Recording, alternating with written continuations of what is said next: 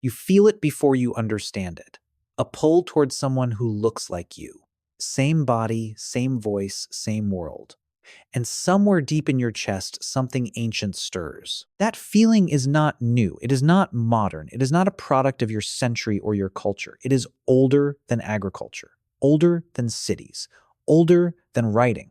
It may be as old as your species itself. For roughly 300,000 years, Homo sapiens walked this earth before a single civilization rose. And in all that time, in all those generations of humans living in small bands across open savannas and ice-edge forests, the full range of human attraction existed. Not because anyone decided it should, because biology rarely produces only one version of anything. So what did same-sex love actually look like 300,000 years ago? The honest answer is that the bones do not talk. No prehistoric human left behind a diary. No cave painting says definitively, "Here is who I loved." But science is patient. And when you look carefully at the evidence, a picture emerges, and it is far more interesting than silence. Start with your closest living relatives. Bonobos, the great apes who share approximately 98.7% of your DNA, engage in same-sex behavior constantly and openly. Researcher Frans de Waal spent decades documenting this at field sites in the Congo Basin and in captivity. For bonobos, same-sex contact is not an accident or an aberration. It is social glue. It reduces tension after conflict. It forms alliances. It maintains group cohesion. De Waal described it as a mechanism for turning competition into cooperation. Female bonobos in particular use same-sex contact to build coalitions so powerful that they effectively run the social hierarchy, despite being physically smaller than males. Your ancestors almost certainly lived in groups that looked something like this. Now go further back.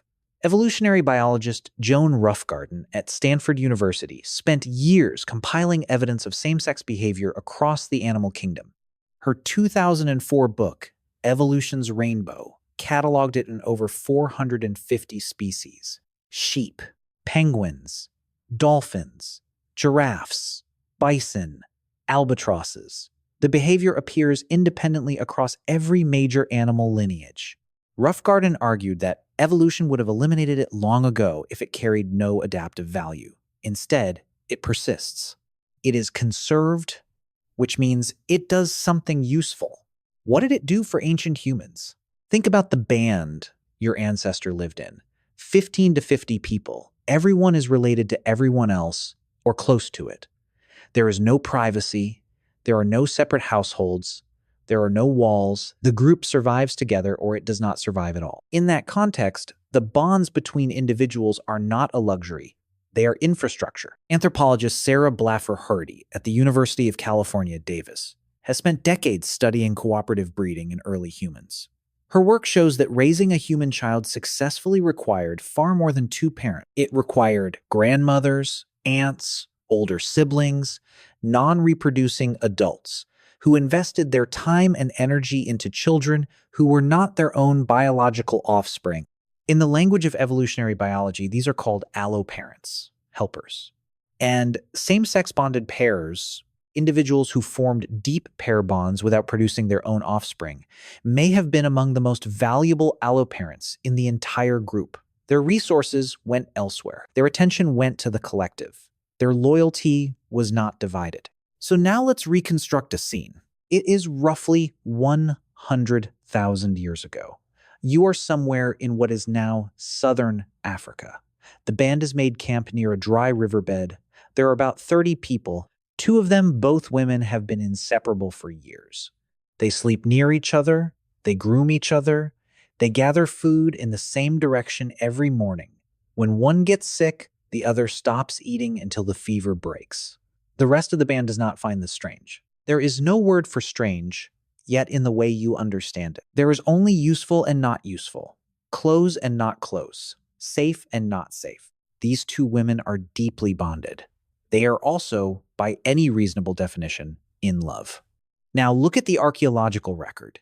At Blombos Cave in South Africa, Excavations led by Christopher Henshelwood of the University of Bergen have uncovered evidence of complex symbolic thinking dating back 100,000 years. Ochre crayons, shell beads, engraved geometric patterns. These are not survival tools. They are expressions of inner life. A species that makes jewelry and draws patterns on rock is a species capable of romantic love in its full complexity, and there is no biological mechanism that would restrict that complexity to a single gender pairing. Here is where it gets counterintuitive. You might assume that prehistoric life left no room for same-sex relationships because reproduction was everything. Every person had to contribute to the next generation, or they were, evolutionarily speaking, irrelevant. But that assumption is wrong in two directions. First, same-sex bonded individuals often did reproduce. Sexual identity in the modern, exclusive sense may itself be a relatively recent cultural construction. Anthropologist David Greenberg, in his sweeping cross-cultural study, The Construction of Homosexuality, documented how virtually every pre-modern society that recorded sexual norms recognized forms of same-sex behavior, but very few of them mapped those behaviors onto fixed, lifelong identity categories the way the modern world does. Your ancestor may have loved a person of the same sex and also had children. These were not contradictions in a world without the categories you were handed at birth. Second, even individuals who did not reproduce at all still carried genes.